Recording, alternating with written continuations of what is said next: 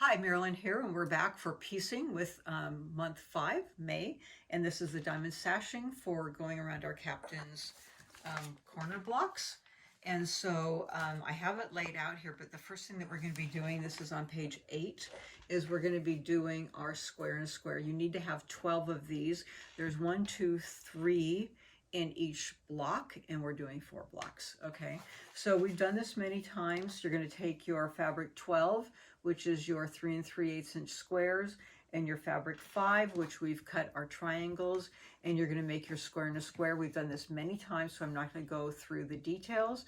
I have one pieced here, and so this is where it sits in your block. I haven't pieced the other one, but I've laid them out for how it sits here. I know, doesn't that look fancy? Okay, so that's our square and a square. I'm going to put that aside. Okay, and then the next thing that we're going to be doing is half square triangles, but we're going to be making hourglasses out of these, and we haven't done this yet for this quilt. So I'll be going through the steps. And so you're going to be making an hourglass A and hourglass B. This is the hourglass A, and this is the B in the quilt. They look very close because the fabrics are very close in color, but they do set differently in the quilt. Okay, so you're going to take fabrics 5 and 10 to do hourglass A and do them in half square triangles. So you're going to put these together and make your regular half square triangles.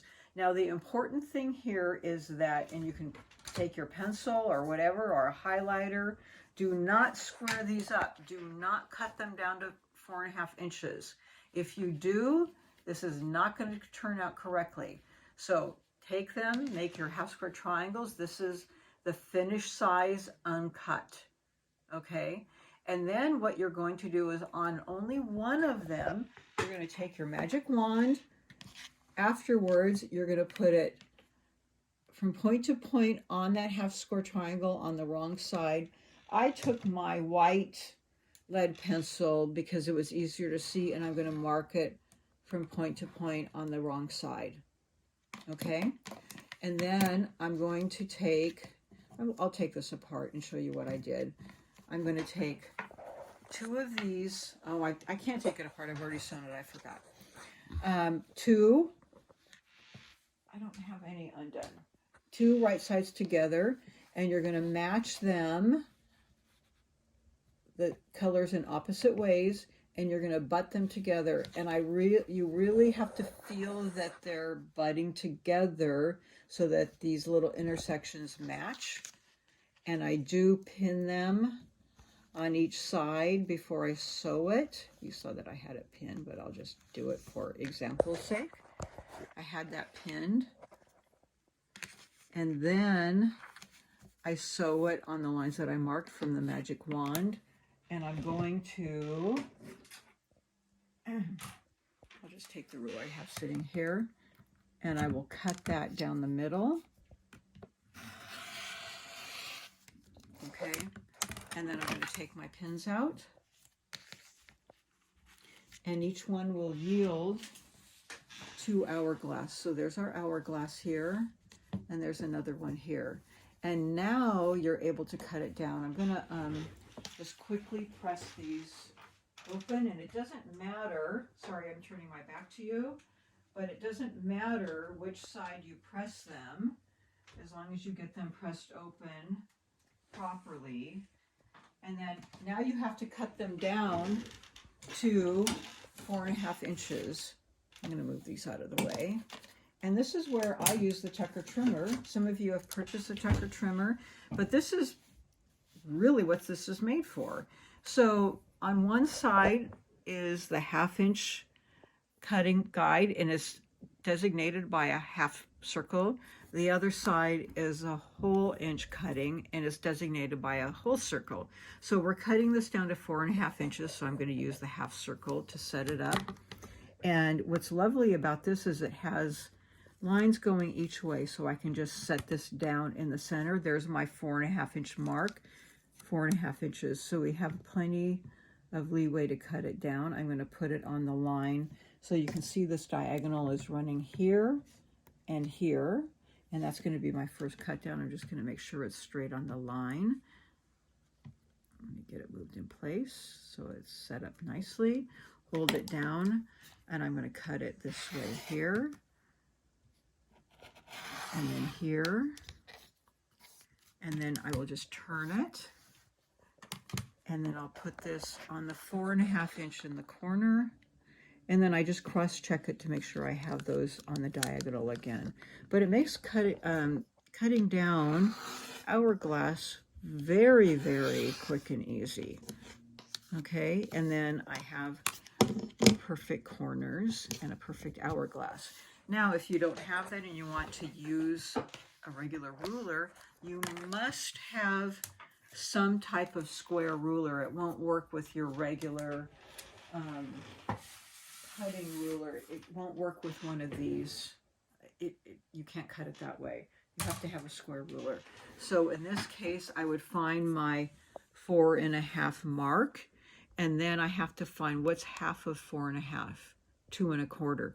So I have to find 2.25 in the middle. This one doesn't have a 2.25 mark, so I'd have to kind of estimate where the 2.25 is, or I'd take another ruler and then I would pin it, you know, put a mark right there with a little tape, and then I only have one diagonal, so there would be my diagonal there, and estimate where the 2.25 is. I'd actually take a ruler and then maybe put a piece of little fingernail polish dot or a Sharpie dot there. You don't have a diagonal going this way, so you can't check it that way. You only can check it one way. Most rulers only have a diagonal running one way, so you have to estimate it there, and then you would square it up here and then turn it and do the same way. I'm going to use my Tecker trimmer to actually cut this one down because I think it's more accurate. But that's how you would do it with a regular ruler. Okay, you always have to find the center by half of the dimension that's your final cut down. So in this case, it's 2.25. Okay, so you have two different, you have an A and a B, and the diagram here shows you where the setup is. They don't have it written down, but you can write it down yourself.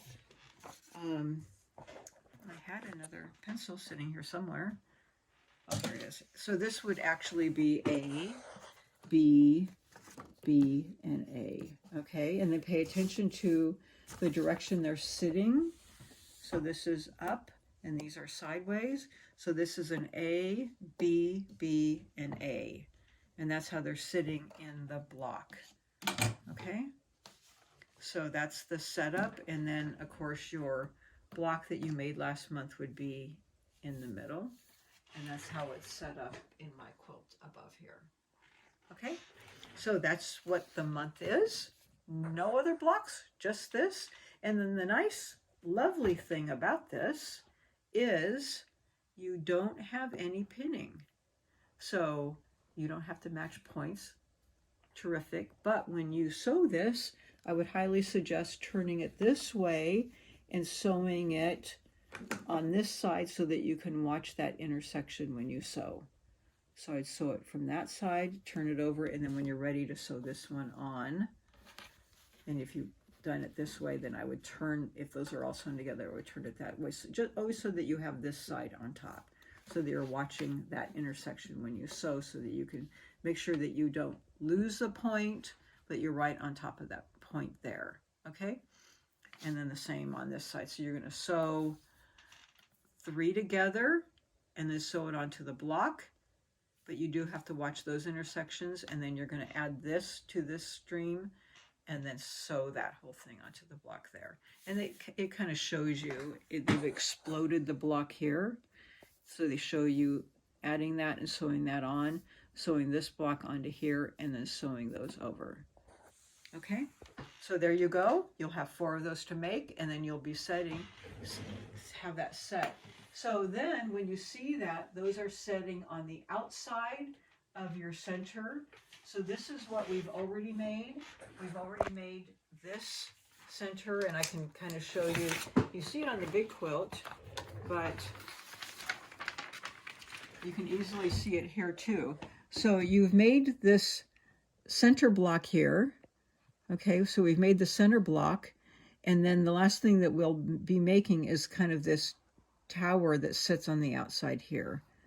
Okay, so then we'll have this center here, the center's here, around there and around there. We've made the center, which we made in month 2, and then we'll have the whole middle completed.